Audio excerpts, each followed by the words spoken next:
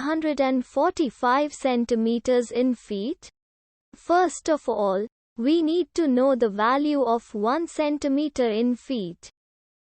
It's always 1 centimeter equals 0.03280839895 feet. Now we have to multiply 0.03280839895 by 345.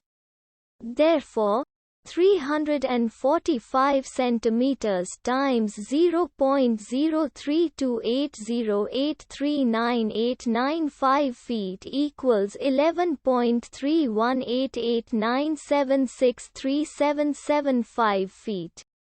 So, in other words, 345 centimeters equals 11.318897637775 feet. We hope you have enjoyed this video. Please like and subscribe to our channel for more videos like this.